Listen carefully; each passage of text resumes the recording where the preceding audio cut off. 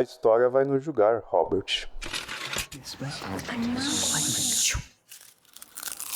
Porque no livro do qual esse filme é baseado... Gente, o que nos faz gostar de adaptações? Contar um pouquinho mais sobre quem a gente é, mas com perguntas inocentes, porém nem tanto. É muito importante que a gente fale sobre coisas que a gente realmente gosta.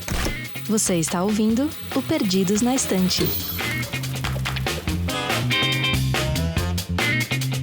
Olá, eu sou a Domênica. E eu sou a Amanda. E estamos aqui, eu e a Amanda, novamente para o início de 2024 para falar de um filme que a gente não queria assistir e a gente queimou a língua porque o filme é bom. Mentira que eu queria assistir sim, Du. Nossa, Amanda, as coisas que eu faço por você, entendeu? Mas você gostou, pare. Sim... Porém, não tanto. Eu estou com sentimentos conflitantes a respeito de Oppenheimer, que é esse mega filme que tá aí na corrida do Oscar 2024, com 13 indicações, o que é bem interessante esse número, vou deixar isso no ar. E, né, o Truman está, nesse momento, revirando na catatumba, e é isso, mas... eu estou com sentimentos conflitantes a respeito do filme, do qual a gente vai falar hoje. Mas antes, Amandinha, vamos dar uns beijos.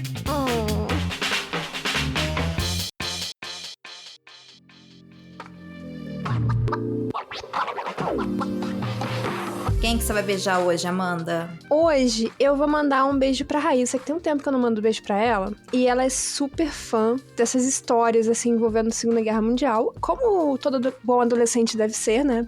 É uma fase obscura da nossa vida em que a gente se interessa por esse tipo de tema. Sim. Então, um beijo, Raíssa. Um beijo, Raíssa. Quero dizer que eu comecei assim também, curtindo estudar a Segunda Guerra Mundial e fui parar num curso de história por 4 anos, tá? Cuidado, Raíssa.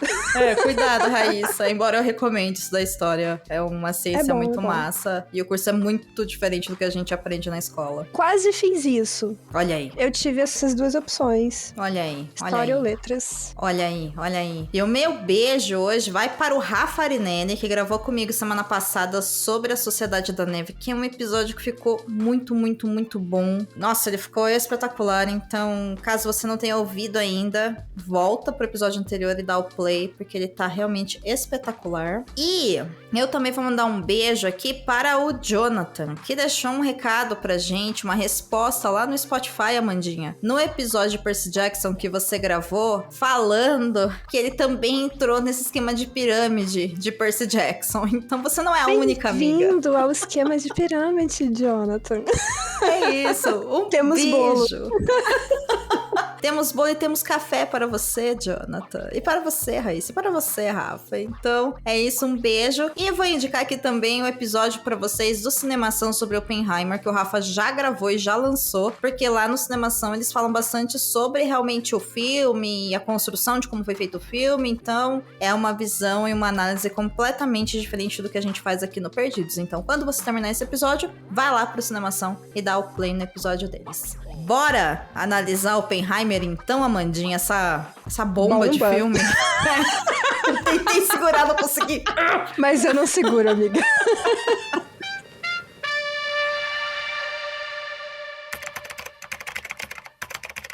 Oppenheimer é um filme biográfico sobre a vida e trabalho de Julius Robert Oppenheimer, físico teórico estadunidense, que trabalhou como diretor no Laboratório Nacional Los Alamos, no Projeto Manhattan durante a Segunda Guerra Mundial. Nesse projeto, ele coordenou a equipe que desenvolveu as primeiras armas nucleares dos Estados Unidos e, por isso, ele é acreditado como o pai da bomba atômica. O filme é baseado no livro Oppenheimer, O Triunfo e a Tragédia do Prometeu Americano, escrito por Kay Bird e Martin J. Sherwin, e traduzido por George Schlesinger. A última edição foi publicada pela Intrínseca em 2023 e tem 640 páginas.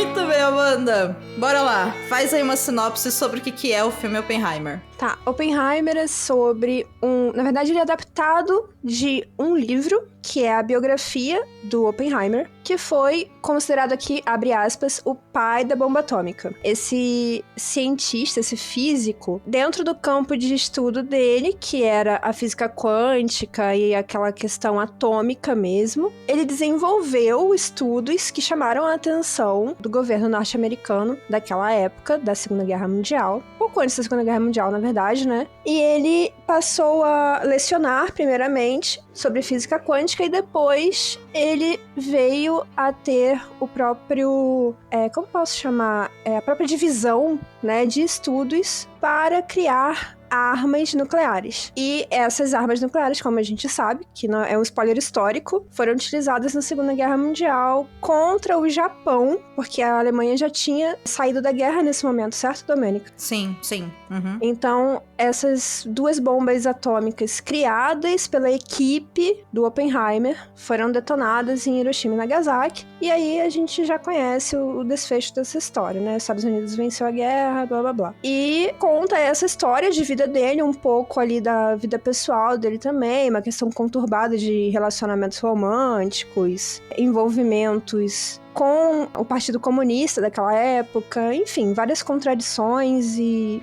questões polêmicas ali pra aquela época. É isso.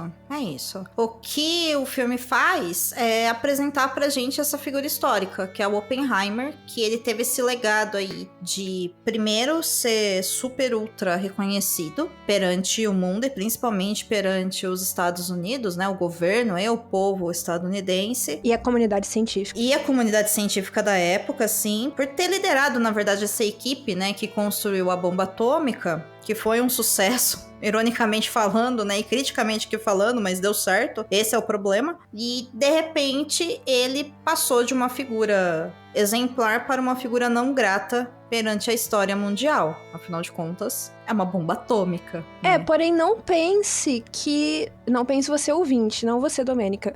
Não estou pensando. Que ele virou uma figura não grata por causa do sucesso técnico da bomba atômica. Na verdade, eu acho que a comunidade norte-americana, estadunidense, não teve nenhum problema em relação a isso, não. O problema foi o passado dele, né? E o envolvimento contraditório dele em certas coisas que os americanos daquela época, e até hoje, não concordam. Ou você não concorda comigo? Eu concordo em partes. Eu acho que para o governo dos Estados Unidos, ele se torna uma figura não grata a partir desse passado dele, que se relaciona com o Partido Comunista da época e relações pessoais que ele tinha, porque ele nunca foi afiliado ao partido, mas ele tinha conexões com pessoas que eram afiliadas ao Partido Comunista e acreditavam, né, e defendiam a doutrina comunista. Porém, no que o pessoal dele ferrou para a visão do que o governo tinha dele, no restante do mundo, as consequências do trabalho dele, da equipe dele, fez com que ele se tornasse uma pessoa não grata para o mundo. Uhum. Então eu acho que tem esses dois pontos, né? A glória e a destruição desse homem, que inclusive no filme fica muito claro que ele tinha sim uma preocupação enquanto ele estava trabalhando, né, com esse projeto de que essa bomba, se ela desse certo, ela poderia destruir o planeta. Sim. Isso é falado várias vezes. Inclusive, eu não sei se você já ouviu, Amandinha, aquela referência que é falada principalmente com relação ao Einstein, de que a bomba atômica, se ela desse certo, ela seria a bomba que acabaria com todas as guerras, né? Sim. Então, não deu certo, né, gente? Tanto que a gente tem hoje armamento nuclear no planeta inteiro, que de fato, né, se explodir esse negócio todo, não vai sobrar nada. Não vai sobrar ninguém, né? Acabou o planeta, vamos ter um reboot aí do planeta todo, porque a gente vai literalmente queimar o planeta, como o Oppenheimer já havia previsto, não só ele, como Einstein também. Então, é complicado, sabe? É uma história delicada, mas são fatos também, né? Existiu, Sim. aconteceu. Sim. Não tem o que a gente fazer a respeito, né? Com certeza. Sim, a parte factual não tem muito que a gente ficar debatendo aqui, porque ela aconteceu. Já foi, né? Agora, o que eu acho também que queimou, digamos assim, né, a imagem do Oppenheimer foi toda a hipocrisia com que ele lidou com essa situação. Porque os velhos conhecidos dele, daquela comunidade científica, pelo que a gente vê no filme e provavelmente na biografia, porque eu não tive coragem de ler essa biografia, porque ela é gigantesca, é que ele era um cara muito idealista, né? No começo do filme nos é apresentado um Oppenheimer que tá ali, não, vamos fazer a revolução, vamos pensar além da caixa, se a gente quer a revolução na física, a gente tem que ter a revolução no mundo, e toma de apoiar o Partido Comunista, de apoiar refugiado e não sei o quê, e de repente ele consegue aquele poder dentro do governo estadunidense, e ele abraça aquilo a ponto de... Tem alguns trechos do filme em que ele tá discursando e você percebe que ele tá desconfortável, mas cada palavrinha que ele fala e ele percebe uma reação positiva da plateia, aquilo vai dando gás pra ele continuar, e ele tá indo contra tudo que ele pregava antes. Então essa hipocrisia dele, eu acho que fica, pra mim, pelo menos, ficou muito evidente. E até em alguns momentos você percebe esses velhos companheiros dele de academia, né, falando, tipo, você sabe das consequências. Eu não vou participar disso porque você sabe do que vai acontecer. E ele se cala, né? Eu acho que nesse ponto existe uma grande humanização dessa personagem histórica, sabe? Porque isso que você chama de hipocrisia, e eu não sei se eu concordo com esse termo, mas eu nem vou puxar isso pra um contraponto, mas o que se destaca pra mim nisso é o ego dele. Sim. Né? Ele tem um ego muito inflado, porque ele tá fazendo um trabalho que tá sendo mega reconhecido, o que de fato absolutamente todas as pessoas desse planeta, de todas as gerações, querem. O problema é o trabalho que ele tá fazendo, a consequência desse trabalho. E aí tem uma coisa que hoje a gente olhando em retrocesso é fácil da gente perceber, e eu acho que houve uma certa ingenuidade dele, embora ele tentou de todas as maneiras não passar por isso, foi de que ele achou que ele ia trabalhar para o governo dos Estados Unidos num projeto ultra secreto e que depois ele ia continuar sendo super idolatrado dentro do próprio governo dos Estados Unidos, sendo que assim, você fez o que foi pedido, acabou a sua utilidade aqui, você volta a ser um civil comum. Sem contar que era um projeto de extrema delicadeza no sentido de segurança, né? Sim. Então, não era uma coisa assim, depois você vai continuar aqui, você vai vir trabalhar de 8 às 5 todos os dias, beleza? De segunda a sexta. Não é uma coisa tão simples assim, né? Ele trabalhou num projeto secreto tal qual, e eu fiquei pensando muito enquanto tava assistindo o filme, eu acho que tem uma certa semelhança até na forma como ele é contado em algumas partes, principalmente nas cenas de cor mais quente, né, que é a cronologia de fato de como que ele, né, começou a estudar, foi dar aula, foi contratado para o projeto Manhattan e tudo mais. Me lembra muito como foi contado no filme O Jogo da Imitação, a história do Alan Turing, sabe? Com a diferença de que no Jogo da Imitação, eu acho que fica muito claro que ele trabalhava também para o governo, era um projeto secreto também, ele fez a parte dele lá para a Segunda Guerra, tal qual Oppenheimer fez. Só que o filme, O Jogo da Imitação, ele condena o que o governo fez com o Alan Turing no final. Sim. Né? Que foi abandonar ele, tudo que ele sofreu, pelo fato dele ser um homem homoafetivo, dele ser gay e tudo mais. No Oppenheimer, a gente não tem essa condenação dos atos desse personagem. Aí é que tá o meu conflito com a história do filme, entendeu? Sim. Você até tem a questão moral ali de, olha, ele ficou se questionando se isso era certo, né? Mas eu acho que até nisso ele tá um pouco tentando justificar o personagem, sabe? Olha, ele não era um monstro, ele teve consciência de que isso seria uma arma de destruição em massa, de que isso poderia pôr em risco o planeta, de que uma possível próxima guerra nuclear seria o fim de tudo.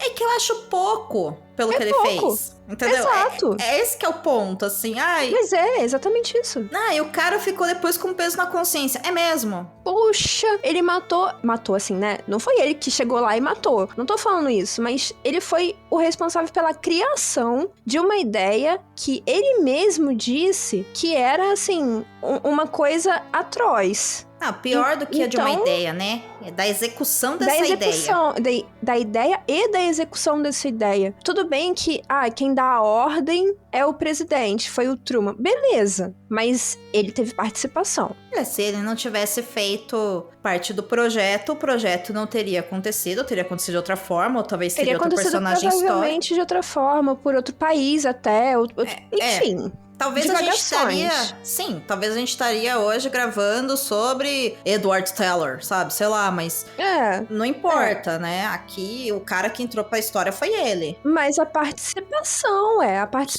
tá ali. Então, assim, ele teve participação na morte, cruel, completamente cruel, como os números do filme, que eu não sei os números factuais mesmo, mas eles falam de 220 mil pessoas aproximadamente. Provavelmente são mais, se você considerar os efeitos de radiação e tudo mais, né?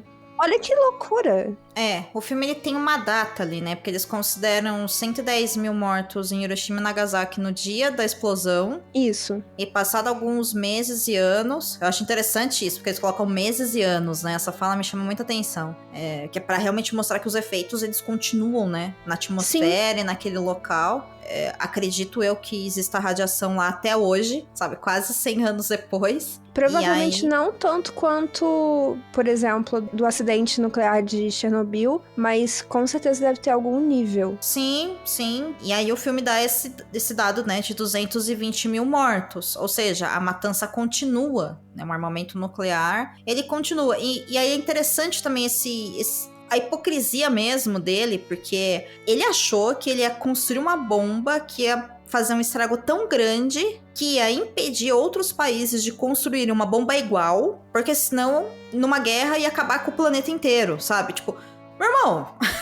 Sendo que no início do filme tem uma fala dele interessante e que eu fiquei olhando e falei, nossa, que frase errada, né? E me mostrou muito essa coisa do ego dele, que é logo quando ele é contratado por projeto e a princípio eles estão querendo construir esse armamento pra dar um chega pra lá na Alemanha, colocar um ponto final na Alemanha, né? Que tava avançando muito na Segunda Guerra Mundial. E aqui a gente tem que fazer o parênteses de que ele é uma pessoa da etnia judaica, ele era judeu, então pra ele também era uma questão pessoal e de identidade, de comunidade, ok? E ele fala lá pro general que, olha, o general fala, a gente já tá 12 meses atrasado nos estudos desse armamento porque a Alemanha já tá, né, com esse projeto avançado. E aí ele fala, não, porque a gente divulgou um estudo que eles já têm acesso, porque isso tá publicado, que a gente demorou 6 meses para fazer as conclusões desse estudo, dessa publicação. Então, a gente tá atrasado 18 meses. Uhum. Ou seja, ele sabia o que ele tava fazendo, sabe? E aí tem uma fala, né, da esposa dele, que ela fala pra ele numa questão pessoal, mas que é isso, né? A história vai nos julgar. E sim, a história tá julgando e ela vai continuar julgando. E pra mim, o que me incomoda no filme, Amanda, por isso que eu falo que eu tô com um sentimento conflitante, porque é um filme tecnicamente belíssimo. O som é belíssimo, as atuações... A trilha sonora... A trilha sonora é ótima. Me chamou a atenção de um jeito. Não só a trilha sonora musical, como dos efeitos sonoros também. Porque às vezes as pessoas pensam trilha sonora só das músicas. Mas dos efeitos também é simplesmente magnífica. Sim.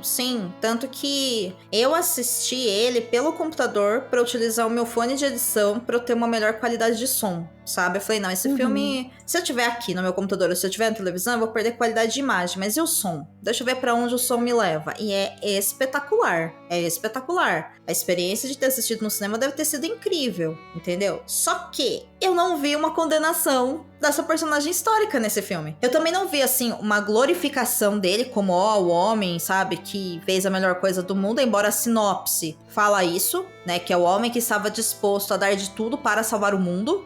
E assim, vai cagar, sabe? Me respeita, me poupe, sabe? Por favor, sabe? Dá licença. Eu fico pistola com isso, mas eu não vi uma crítica realmente ao que ele fez. É isso que me incomoda, sabe? Eu acho que ele fica em cima do muro. E assim, se você tá falando de um armamento, de uma pessoa que criou uma arma que mata em massa, meu irmão, se você não tá criticando, você tá defendendo. Eu acho interessante, porque assim, como ele não fecha uma questão, né? Você pode ter uma ampla interpretação. E aí vai de quem tá assistindo. Tem momentos em que eu, Amanda, particularmente, vejo como críticas. Só que o que me preocupa é que ao mesmo tempo em que eu olhava aquela cena e pensava, nossa, isso é uma grande crítica. Por exemplo, a cena que eu já comentei, em que vai mostrando as pessoas reagindo e ele vai modulando o discurso dele pra conseguir aquela aprovação daquela plateia, né? Uhum. Isso pra mim é uma cena bem típica pra mostrar a personalidade dele. Então tem essa crítica, eu enxergo essa crítica, mas ao mesmo tempo eu consigo enxergar o outro lado. Tem pessoas que vão olhar aquilo e pensar, nossa, mas o cara era um excelente orador. Nossa, mas ele era carismático. Ou, nossa, mas essas pessoas estavam realmente felizes e orgulhosas do trabalho delas. Então, esse o perigo que eu enxergo, sabe? A interpretação, eu não vou nem dizer equivocada, mas talvez distorcida de um fato histórico que unanimemente deveria ser horroroso. É porque não existe uma crítica. É porque não existe uma crítica, sim, justamente. Quando você deixa essa ampla interpretação, você corre esse risco muito sério de as pessoas pensarem, não, mas o cara é genial. Nossa, mas olha só, que homem incrível, que mente. Tá, mas aí fica fácil de você não olhar as partes negativas, sabe? Porque você não tem essa crítica afirmativa ali sendo feita. É esse que é o ponto, né? Porque nessa cena específica que você tá falando, eu imagino que é depois que já houve o teste da bomba. Que aí ele vai discursar. Isso, que aí ele começa a modular, né? Ele começa a ver as pessoas se desmanchando, como se a bomba tivesse explodido ali. E aí tá todo mundo comemorando. E sim, as pessoas comemoraram porque o trabalho delas foi bem feito. Sim, foi representado ali pra gente em cena que ele tava com a consciência pesada. Que ele tava horrorizado com a consequência. Eu entendi isso. Mas será que todo mundo entendeu? Então, eu acho que coloca de uma maneira muito visual e prática que, olha, ele estava com peso na consciência e as pessoas estavam comemorando, ele é bom de oratória, porque é aí que tá, eu acho que é tudo isso, sim, ele é um bom orador, sim, ele era um gênio, sim, ele mudou o mundo, sim, a equipe dele era muito boa, e aí eu tenho um comentário a respeito disso, sim, as pessoas estavam felizes, eu acho que eu falei isso 2 vezes, mas enfim, o ponto é tudo isso, mas o filme não me traz a crítica que eu preciso, entendeu? Porque como mostra essa glorificação dele e depois mostra ele sendo jogado de lado, você tá contando somente a história daquele indivíduo e você não tá mostrando a consequência das ações daquele indivíduo perante a sociedade mundial, perante a história do mundo, entendeu? É aí que me pega. E eu sei que é uma biografia, eu entendo isso, mas não foi mostrado nada, entendeu? Sim, eu entendo o foco na biografia, como você falou, mas, de fato, tem várias consequências que ficaram de fora. Eu vou deixar você terminar e eu quero comentar uma coisa. Pode comentar. Pode comentar? Pode, comente. Por exemplo, uma consequência que ficou de fora, até tinha pensado nisso, mas não foi uma ideia original minha o que eu vou falar aqui agora, mas eu vi uma discussão na internet depois que eu assisti o filme, que eu gosto de acompanhar essas coisas, sabe? Eu gosto de ver o que as pessoas estão comentando. Não existe no filme nenhuma menção a, beleza, eles fizeram os testes no deserto, mas existia uma população nativa vivendo no entorno. É dito que a radiação pode se espalhar de 3 a 5 quilômetros dependendo do vento. Aquela população nativa, e aí eu não vou saber falar o nome, mas aquela população nativa foi afetada sim. Como? Quais foram as consequências para eles? Será que foi tranquilo ter uma base super secreta do governo explodindo bomba atômica na proximidade, na região? Provavelmente não, né? O que isso significou para essa comunidade, por exemplo? Então, eu acho que não só tem as consequências em larga escala da Segunda Guerra Mundial e depois da Guerra Fria, né, que entra naquela questão da investigação já, mas também as consequências locais. E nada disso é mostrado. Tá aí. Isso é uma informação que eu não sabia, porque o que o filme coloca é que eles foram pra uma área que é inabitada. Então, a área exatamente é inabitada. Tanto é que o Oppenheimer fala assim, o que a gente faz com Los Alamos depois que ele queria desmanchar, né? E ele fala assim, devolve pra comunidade local, pros nativos. Que nativos são esses? Porque eles não explicaram no filme, mas existe. Ou existia, não sei. Menina, nem passou por mim essa fala totalmente, assim, totalmente, porque eu me lembro que no começo, quando eles estão montando o Los Alamos, né, e aí ele até fala, tem que construir uma cidade aqui pra gente poder trazer as mulheres, as crianças, as famílias, porque se a gente quer ter os melhores físicos, os melhores cientistas, eles têm que vir com as famílias. E aí é construída literalmente uma cidade para eles poderem trabalhar nesse projeto. É falado no filme que lá não tem absolutamente ninguém, nem nada, né? Que era uma área completamente desocupada de vida humana. É isso que eu havia entendido, tá? Isso, mas ele fala assim, ó, exceto por alguns funerais no local, nativos, né, de nativos. Sim, é verdade. Tem razão.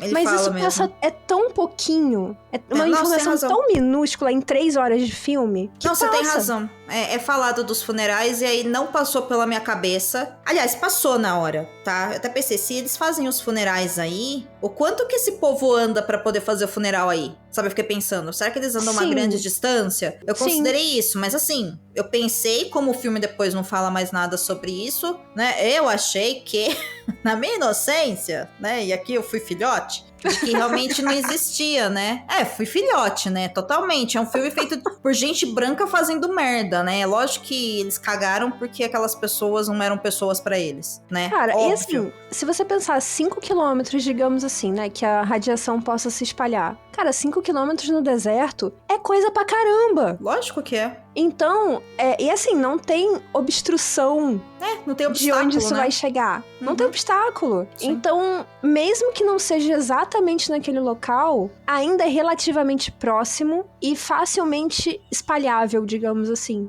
E aí você tocou num ponto também que é mais uma crítica ao filme de não ter mostrado, né? Que olha, que é isso que você tá dizendo, né? Você disse, inclusive, tô só aqui parafraseando as suas frases anteriores, que não é informado, né? Dessa comunidade, não é citado que aquela comunidade existe e que ela ficou lá depois, né? Ela é totalmente apagada, né?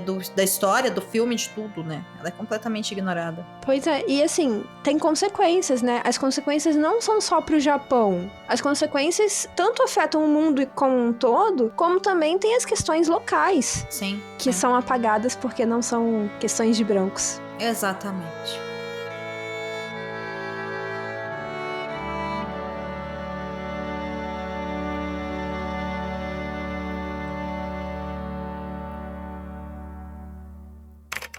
Oppenheimer, de Christopher Nolan, foi lançado em 20 de julho de 2023 e chamou a atenção dos críticos e do público pelos seus efeitos práticos, principalmente na cena da explosão da bomba. Se você ainda não assistiu, o filme está disponível nos canais de streaming para que você possa alugá-lo. Ele também é o querido do Oscar 2024, com 13 indicações: melhor filme, melhor direção de arte, melhor som, melhor ator, melhor trilha sonora original, melhor figurino, melhor ator coadjuvante, melhor fotografia, melhor maquiagem e penteados, melhor atriz coadjuvante, melhor roteiro adaptado e melhor montagem. Um ponto que me chamou muita atenção no filme e que, aí de novo, eu não sei se eu fui filhote, talvez eu tenha sido, é que já que a gente fala tanto, né, dessa história de Oppenheimer, eu achei que ele era tipo um Alan Turing da vida, assim, que sentou a bunda e realmente fez o negócio, tá? Pode ser que ele tenha realmente sentado lá a bunda dele na cadeira e tenha feito cálculos e tenha organizado as coisas, não ficou só assinando papelzinho pra entregar na mão do general. Só que o filme não me mostra isso, que o filme mostra que ele tava num papel de direção, de gestão de uma equipe que tava fazendo as coisas. No projeto, sim. Acho que antes disso, eu acho que ele era, assim, um grande físico teórico, né? Porque ele deixa bem claro. Mas no projeto em si, eu acho que o papel dele foi mais de direção e coordenação ali daquelas informações, né? Aquele brainstorming que ele aparece fazendo, viabilizar a logística do projeto, esse tipo de coisa. Sim, sim. E aí eu fiquei, sabe, isso foi uma coisa que eu fiquei incomodada no filme, né? O porquê que se fala tanto do Oppenheimer e não se fala de fato nas pessoas que trabalharam ali, sabe? Uhum. Que calcularam, que montaram, que fizeram, né? E aí, o filme em si, depois, ele dá uma explicação pra isso. E aí tem a ver com a própria forma como o Christopher Nolan resolveu contar essa história, né? Porque ela não é uma história cronológica. Ele usa esse recurso, né, de imagens com cor, imagens em preto e branco, porque ele tá contando uma longa história, né, voltando ao passado. E é interessante isso, porque eu acho que ele é um filme também muito denso, justamente por causa disso. Ele é um filme que muita gente falou pra mim, eu não consegui terminar de assistir, eu larguei na metade por causa dos diálogos. Eu fiquei pensando, não é por causa dos diálogos, porque os diálogos são bons. Você não conseguiu terminar de assistir o filme porque você não sabe o que eles estavam fazendo. Entendeu? Você não sabe a importância do que eles estavam fazendo, porque esse é um filme sobre história e política, focado num grupo ali específico que tava nesse projeto Manhattan, mas eles não te explicam. Exatamente. Eles te jogam dentro do filme sem maiores explicações. No começo, eu não estava entendendo bolhufas. No final, parecia que eu tava no começo. Mentira. No final, eu entendi melhor.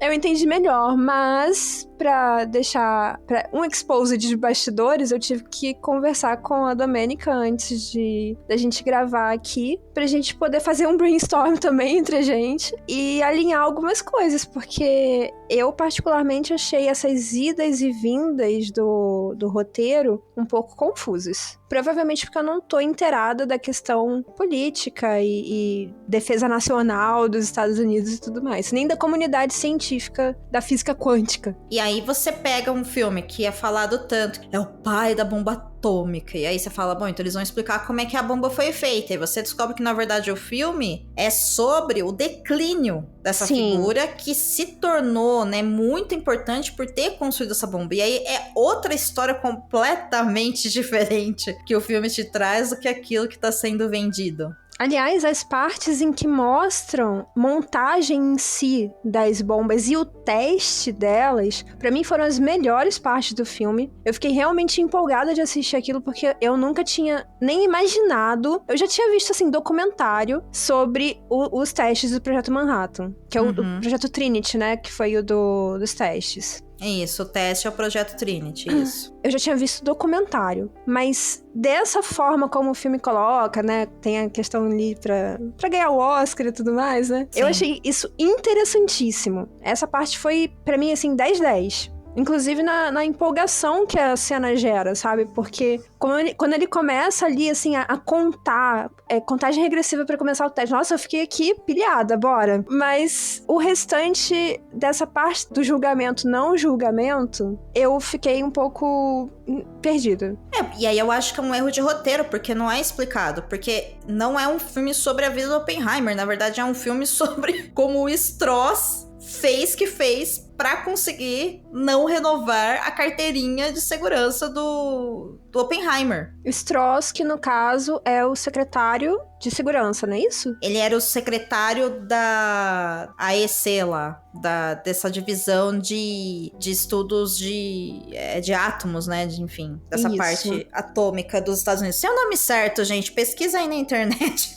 E ligado à questão da segurança nacional, lá do governo Truman. Sim, esse projeto, essa divisão, faz parte da divisão de segurança do governo dos Estados Unidos, né? Então, ele trabalhava para o governo dos Estados Unidos, e como ele tinha ligação com vários cientistas, foi assim que ele conheceu Oppenheimer, foi assim que ele chamou Oppenheimer pro projeto, né, e tudo mais. E aí o filme, ele te dá mesmo dicas, porque uma coisa que me chamou muita atenção é quando ele vai conversar com o Einstein, e aí o Strauss oferece um emprego pra ele e fala, mas você conhece meu passado? E aí ele fala, não, tudo bem, o seu passado pra mim não é um problema. Eu quero você porque você é o melhor. E eu fiquei pensando, mas qual que é esse passado? Chegou um momento do filme que, como vai muito e volta, e vem e volta, e não sei o quê, eu fiquei pensando, cara, será que essa cena é depois da bomba atômica? E não. No começo eu também tinha essa dificuldade. Sim, aí eu percebi que não, que ele tava falando do passado que ele teve, né, conexões e relações com pessoas do Partido Comunista. Era disso que ele tava falando. E aí, quando essa ficha caiu, aí eu entendi, né, o que tava acontecendo, que era o Strauss mexendo ali os pauzinhos pra tirar o Oppenheimer de cena.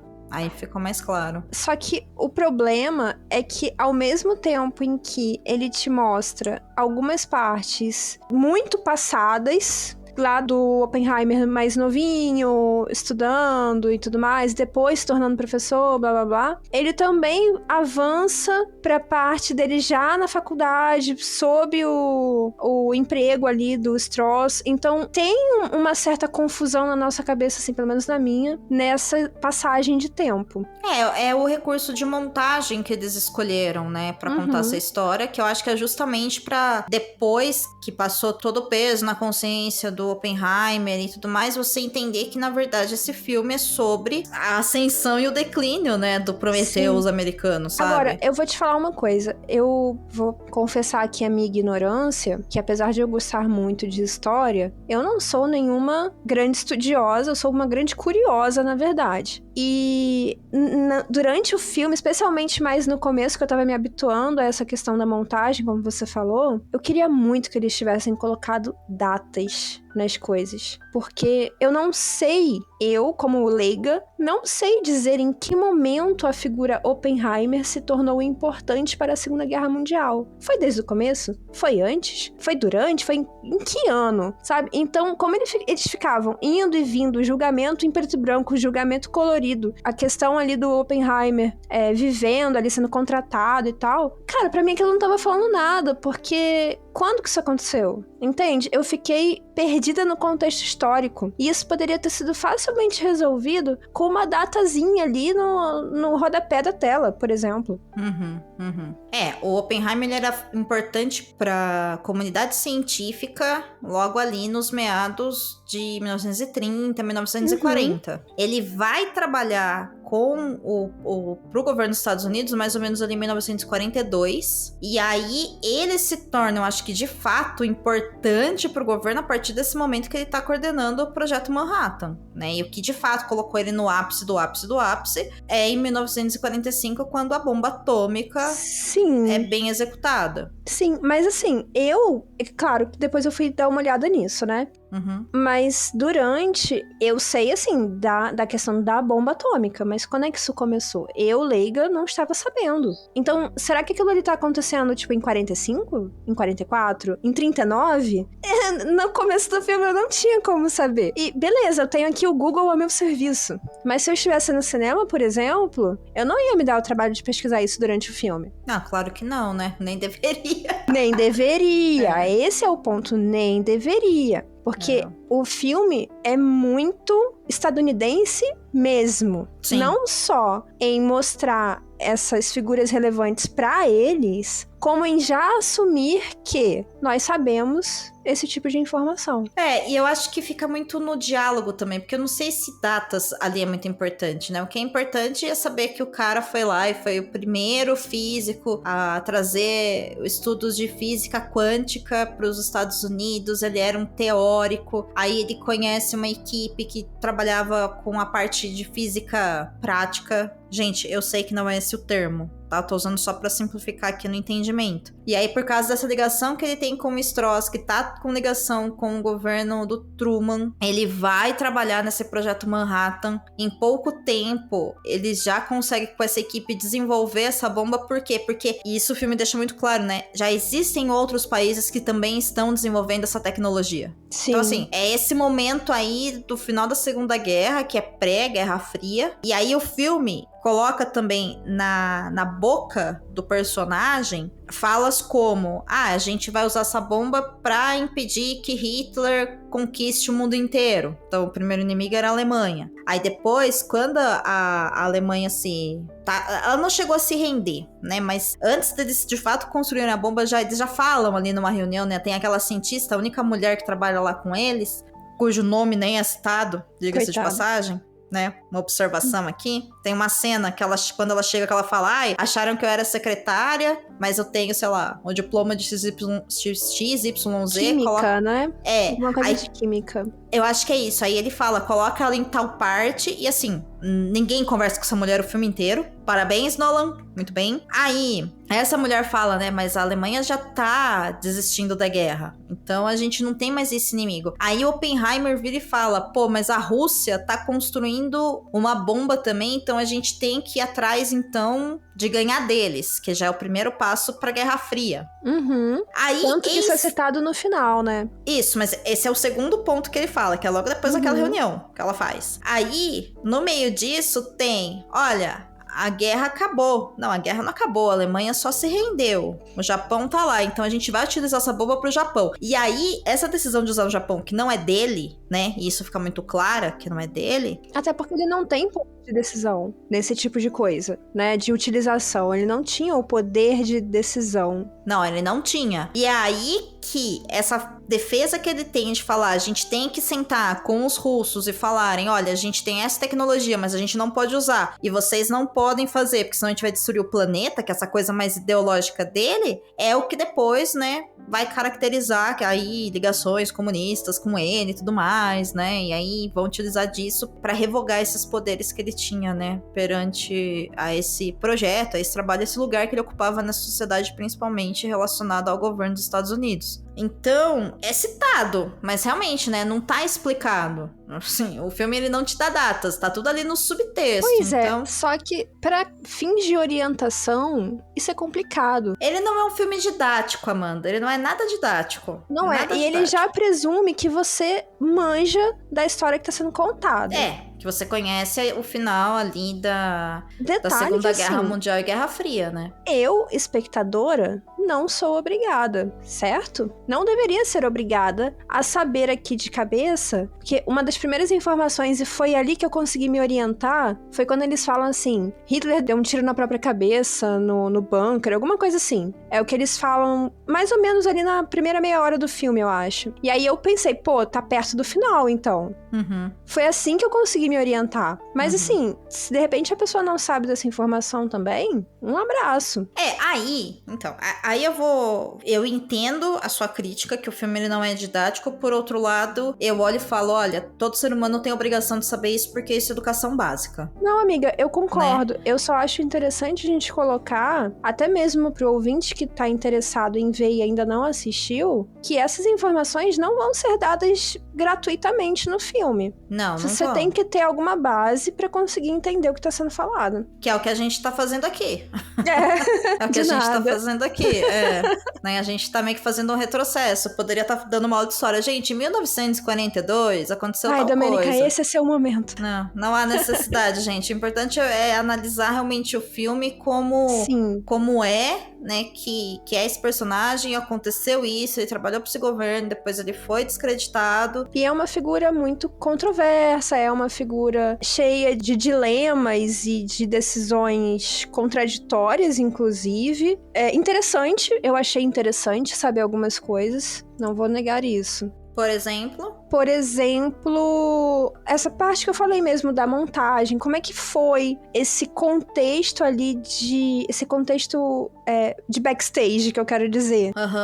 De essa corrida que eles tiveram por plutônio, por investimento, por como é que a gente vai conseguir fazer a logística disso aqui, o transporte, e se for dessa altura, e não sei o quê. Eu achei essa parte fascinante, que é uma parte muito da física mesmo, né? Ao mesmo tempo que a gente já sabe, né, quando a gente estuda história, que houve uma corrida declarada entre os Estados Unidos e a Rússia para desenvolvimento, né, de satélite, de bombas, etc. Não, mas eu tô falando especificamente da montagem mesmo, sabe? Tá, da entendi. bomba. Não, entendi, sim. As cenas de montagem dela, como eu é que achei funcionou. isso, assim, fascinante. Aquelas discussões sobre como é que funciona, sabe? Eu achei essa parte da física, inclusive, bem didática no filme. Sim. Mostrando como que é a reação dentro da bomba. Aquelas cenas em que eles fazem aqueles cortes rápidos, mostrando as explosões acontecendo a fissão entre os átomos. Cara, eu achei isso incrível. Inclusive, o que eu tava querendo comentar também é que eu, por exemplo, que tenho um pouco de dificuldade em assistir filmes especialmente longos, gostei muito, foi que isso me prendeu a atenção. Eu vi, inclusive, alguns comentários na internet de pessoas falando que isso foi um recurso que ajudou muito na questão do TDAH, por exemplo. Porque esses recursos fazem com que você volte a sua atenção pro filme. Você tá ali, grandes diálogos, tá divagando, aí ele bota uma cena de uma explosão, ele bota uma cena de um diagrama ali em 3D da reação física acontecendo ali dentro da bomba e tal, e isso é incrível pra voltar a sua atenção pro filme. É tipo um refresco, sabe? Eu senti assim, pelo menos. E eu achei isso muito bom. Então, eu fiquei interessada nisso. Eu acho que essa parte de explicar como é que funciona, né? Dentro da bomba, como que se quebrou o átomo, etc e tal, eu acho muito interessante. Agora, uma coisa que você tava há pouco tempo falando, eu queria que tivesse informações em tela. Cara, e aí, eu assisti o filme, depois eu fiquei procurando e eu não sei se eu perdi a atenção no filme, por causa dos diálogos, dos acontecimentos, ou se realmente aconteceu, tá? Primeira cena do filme aparece fissão, escrito. Por acaso você viu depois o número 2, 3, 4 ou 5 aparecendo? Olha, eu não tinha nem reparado no 1. Assim, eu não tinha registrado. Eu tinha reparado, sim. Você falou e agora eu lembrei. Mas eu não tinha registrado, entende? Então, eu não vi depois, assim. E aí eu fico pensando, se tá lá, deve tá, né? Porque isso foi revisto, né? Pô, foi revisto. E aí mas cadê os outros números da parte da história? Eu não memorizei. Se eu assistir, eu não memorizei, sabe? Eu vi... Acho que você perdeu. Sim, eu vi e não registrei no cérebro, cara. E olha que coisa doida, né? Porque é um ponto positivo realmente para o que tá sendo mostrado na tela e que eu tô ouvindo. Ao mesmo tempo, cadê? Cadê? É verdade, cara. Agora eu fiquei até com vontade de voltar lá e caçar. Com 3h30, tem mais o que fazer. Entendeu? Não dá, mas assim, se fosse 1h30, eu ficava voltando quadro a quadro naquele recurso. Coloca o mouse em cima e vai arrastando, porque tem que aparecer uma hora. Curioso, realmente. Isso. Se alguém descobrir onde tá o número 2 e o número 3 e sei lá quantos números, por favor. Não é? Nos avise, deixa um comentário. Tá em tal lugar, em tal acontecimento. Porque de verdade, gente, eu não registrei. Eu não vou falar que não tem, porque deve ter, mas eu não lembro de ter, sabe? É isso.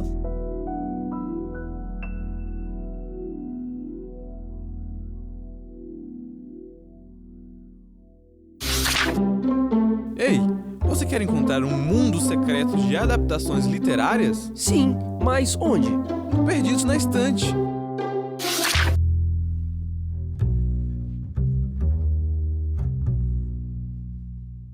E pra fechar, Mandinha, eu queria tocar contigo num assunto que me incomodou bastante no filme, que é a presença de mulheres e como elas são retratadas. Pois não, fale, sou todo ouvidos. É que elas não são retratadas, né? Essa é a minha crítica.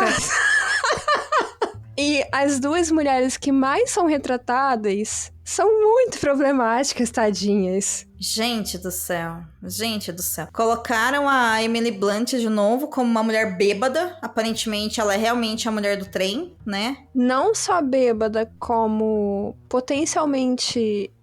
tadinha, assim, afetada por toda aquela situação ali que ela tava vivendo, não necessariamente relacionada à bomba atômica, porque colocaram a figura dela como uma péssima mãe. Não, ela é uma adúltera primeiro, né? A gente não pode esquecer. Ela é uma adúltera, perdão, antes de ser mãe. Ela é uma adúltera. Ela seduz ele, ela é uma adúltera. Sim.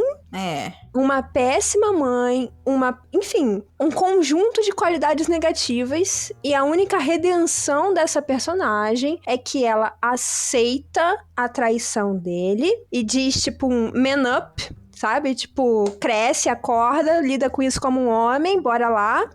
E ela fica naquela de, não, você tem que lutar, você tem que lutar. Você não pode aceitar isso assim. Você, É só isso que ela faz. E no final, né, aquele show de woman's planning Sim, exatamente. pro cara que tá interrogando os personagens ali no julgamento, entre aspas, que o Oppenheimer tá sofrendo. Foi a cena que ela brilhou, foi aquela. Sim, sim. Só. É, a personagem, né? Porque a atriz personagem, tá não. arrebentando do começo ao fim, cara. Não a Emily Blunt, a personagem da Emily Blunt. Que ela realmente tá muito bem como atriz. Sim, ela tá um espetáculo, mas eu fiquei olhando e falei, gente, não é possível, sério mesmo que você vai me retratar essa mulher desse jeito, que o único momento de poder que ela vai ter, de que ela tá fazendo uma coisa certa, é quando ela tá defendendo o macho dela? Pois é. Ah, sabe, Ai, 2024, sabe? Já era final de 2023. E a outra coitada é retratada, que é a Florence Pugh, que faz a Jean Tatlock, um caso que o Oppenheimer teve, uma amante, né? Primeiramente um affair, depois uma amante. É. Ela é retratada como uma mulher emocionalmente desequilibrada, completamente dependente dele, péssimo, coitada. Mas ela tá ótima no papel também. É, mas ela ainda eu acho que é pior ainda a retratação dela do que da Kitty. Claro que é. Porque, né, primeiro, coitado, gente, ele levava flores. Ela não queria flores, ela só queria o corpo dele. E aí depois ela tem lá aparentemente porque ela é muito mais racional, né? Então pega sem se apegar, ou se apega sem pegar. Ela fica oscilando entre essas duas coisas. E aí, cara, a mulher é morta porque ele foi visitar ela. Isso não, fica... ela não é morta. Eu acho que ela foi morta. Você acha? Eu acho. A impressão que eu tive foi de suicídio. Então, aí é que tá. Eu fiquei pensando muito, porque o filme ele deixa dúbio, né? Ele deixa... Agora que você falou, sim. Tá nas nuances, porque primeiro que ele vai visitar ela, na cena seguinte mostra lá... não sei se é exatamente a cena seguinte, mas enfim, mostra depois a banheira. Eu falei, putz, essa menina morre. Uhum. Sabe? Foi a primeira coisa que eu pensei, beleza. Aí, quando chega a informação pra ele, que é a cena lá que a Kitty ouve tudo e fica sabendo, né, da traição, uma coisa que é falado é que ele vai visitar ela e ela tem relação ainda com o Partido Comunista. Sim. E o cara trabalha pra segurança dos Estados Unidos. Cara, eu não tive essa maldade. Eu que garoteei dessa vez. Foi filhote. Você foi filhote. Porque mostra, ele fala, ela deixou um bilhete sem assinar. Agora que você falou isso, eu tava pensando no bilhete sem assinatura, é verdade. Então, e aí tinha almofadas no chão pra ela ficar mais confortável com o joelho no momento que ela estava se afogando. E tem uma cena curtíssima que mostra uma mão com luva empurrando a cabeça dela pra baixo na água. Eu não percebi isso. Está lá. Pode voltar no filme que está lá. Meu Deus. E aí eu fiquei pensando, cara, os caras deram cabo nela porque ele foi visitar ela e fez parecer que era uma morte por suicídio. Até porque ela já tinha esse histórico, provavelmente, ali, né, de não estar psicologicamente bem, porque isso é citado. Ele cita alguma coisa sobre psiquiatra, alguma coisa assim em relação a ela. Então, seria fácil fazer parecer suicídio. Olha, mesmo se não parecesse fácil, né? Quando a gente tá falando de uma guerra, quando a gente tá falando de uma ditadura, muita gente foi assassinada com essa desculpa de que foi morte por suicídio. Ah, sim. Né? Sim. Modus operandi do governo ditatorial. E numa guerra, sim. gente. E ali tem um álibi, né? Então é mais fácil ainda. Sim. Então, eu acho, tá? Eu acho muito que deram cano nela por causa da visita dele. Essa foi a minha interpretação. Embora, do jeito que o filme coloca, é possível a sua interpretação, mesmo porque não dá pra saber se não é o peso na consciência dele também. Também. Você entendeu? Então, assim, não fica claro. Fica aberto. É. E assim, essas são as duas grandes mulheres que nós temos no filme. Porque a química, ela só fala que a Alemanha não vai continuar guerreando. É a única fala que ela tem, falando, eu sou química. E tem um momento que ela tá discursando também, que ele entra e tal, a galera assistindo ali aquela palestra que ela tá dando, mas ele chega e rouba a cena e cala a boca dela, basicamente. Sim. Né? E aí todo mundo começa a aplaudir o Oppenheimer e ela fica com cara de bunda lá na frente. Sim. E tem a outra que é... Eu esqueci o nome dela também. Que só aparece meio alterada também e meio que flertando com ele.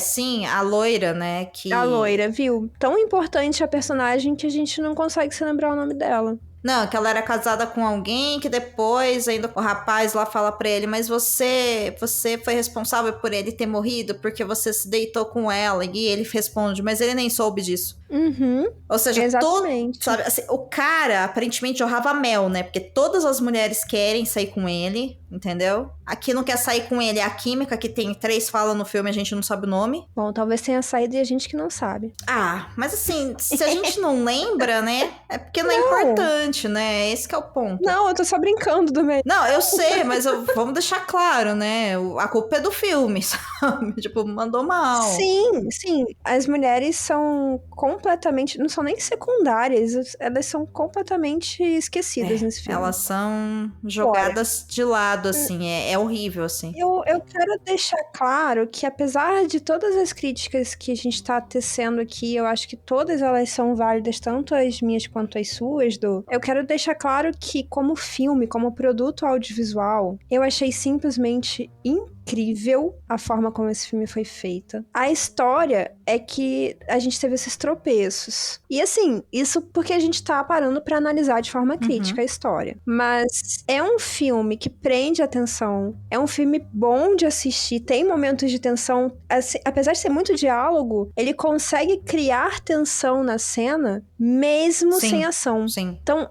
é um filme gostoso Sim. de ver. Eu fiquei realmente entretida assistindo. Acho seriamente que é um concorrente de muito peso pro Oscar. Eu acho não, né? Ele vai levar vários prêmios. Inclusive, tô pra te falar que foi...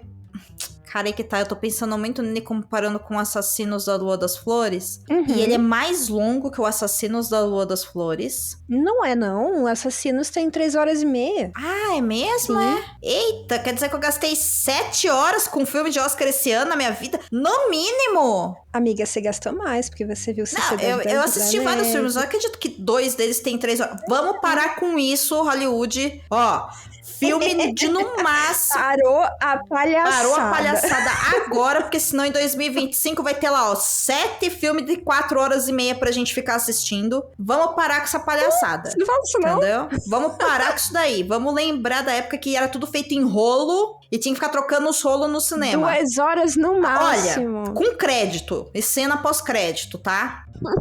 Por favor. E uma intro grandona Uma intro de também. Star Wars, assim, ó, que pega 1 minuto e meio de tela, sabe? Pô, gente, é verdade. Eu não me lembrava que essa cena da Lua das Flores era tão longa assim, Amanda. Eu achei que esse ele era mais longo, mas ele não é. Ele é um pouquinho mais curto, então, eu acho. Mas, enfim. Pois é, amiga. É interessante como, assim, as críticas que eu tenho pros dois é a mesma coisa.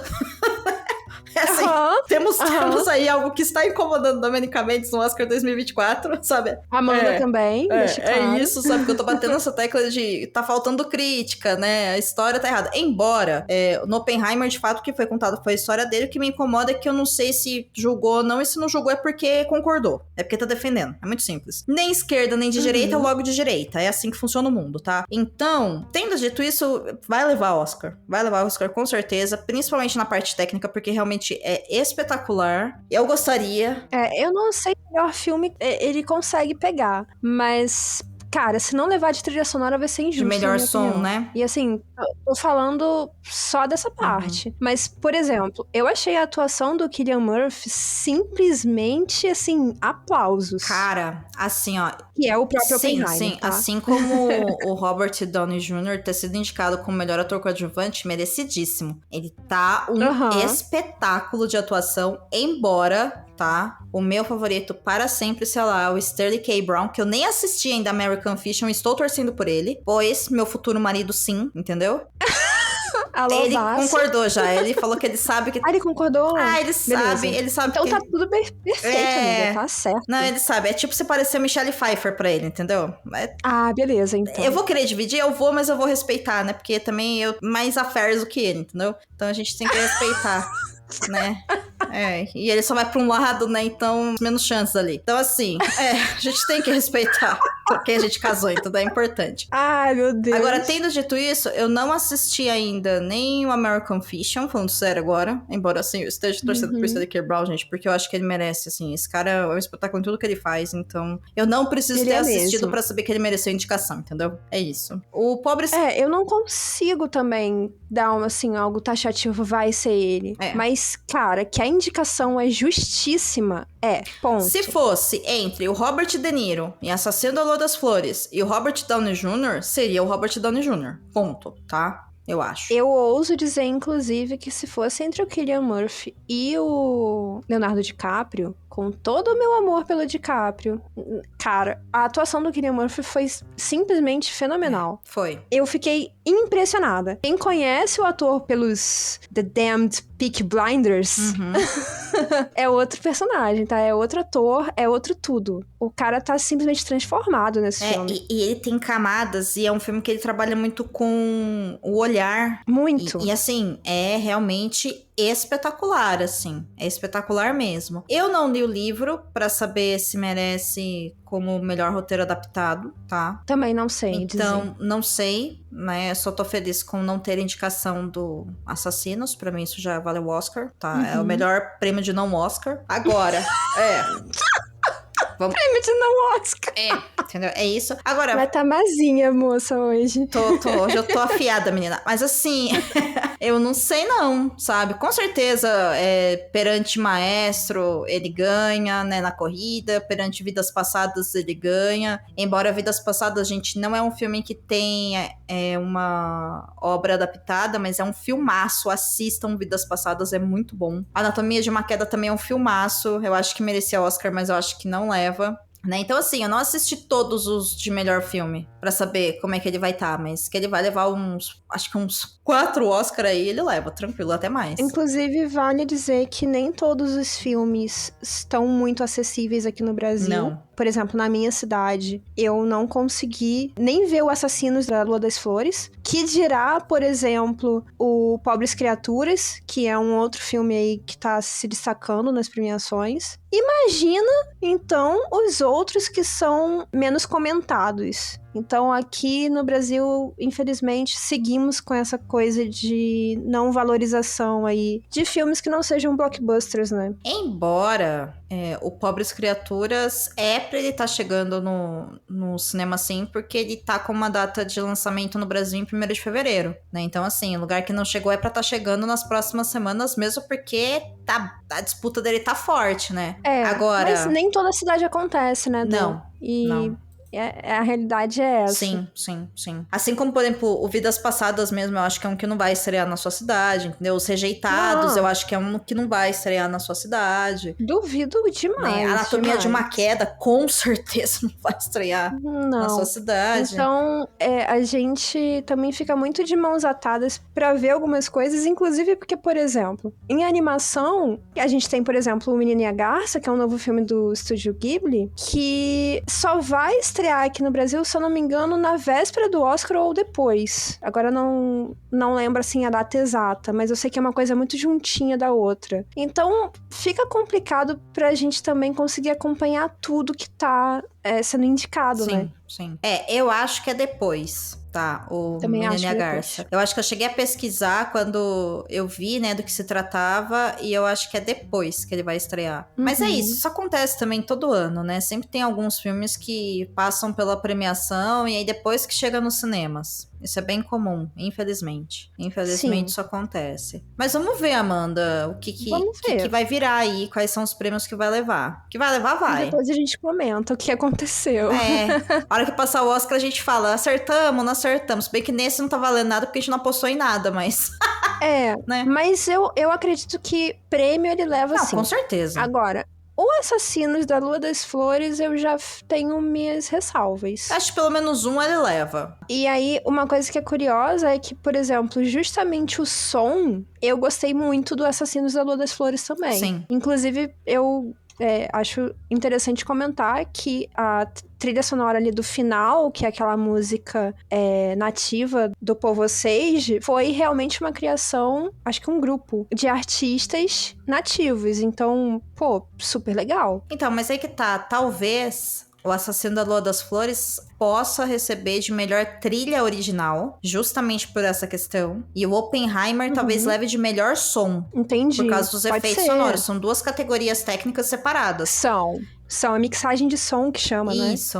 Uhum. Porque de fato a mixagem de som tá espetacular. Tá espetacular. Incrível mesmo. Esse pelo menos eu acho que leva. Esse eu acho que tem uma grande ver, chance. né, amiga? Vamos ver, porque Maestro não vai levar. Missão Impossível eu também acho que não. Zona de Interesse, tô com uma preguiça do tamanho de uma jaba de baleia de assistir, mas talvez seria obrigada, né? De novo, né? A gente sofre pra fazer podcast. A gente sofre. E aí a pessoa que ouve não dá nenhum compartilhamento de consolo pra gente por estar assistindo essas coisas, entendeu? Nenhum compartilhamento, ouvinte. Compartilha aí, pô. Poxa. Compartilha esse episódio com as pessoas pra saber o que a gente sofre, entendeu? Valorize o sofrimento. E pra dizer se você acha que Oppenheimer vai levar alguma coisa, por exemplo. Isso. Pra chamar a gente de doida, tá tudo bem. Nesse episódio pode, só nesse.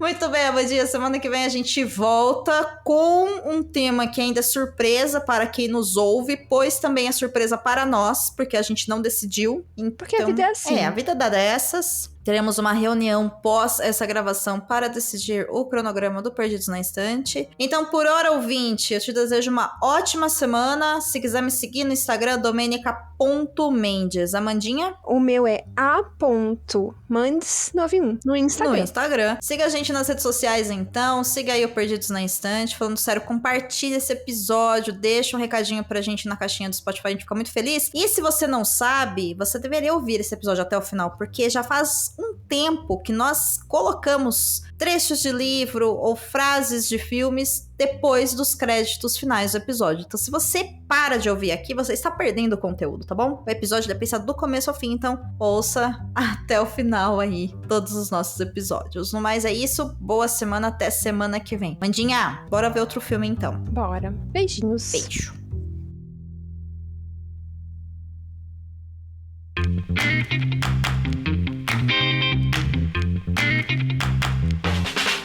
Você acaba de ouvir o podcast Perdidos na Estante. A apresentação e pauta foi de Domênica Mendes e Amanda Barreiro. A produção é de Domênica Mendes. O assistente é de Leonardo Tremesquim. A edição é de Ace Barros. Nesse episódio foram utilizados falas do filme Oppenheimer de Christopher Nolan, lançado em 2023.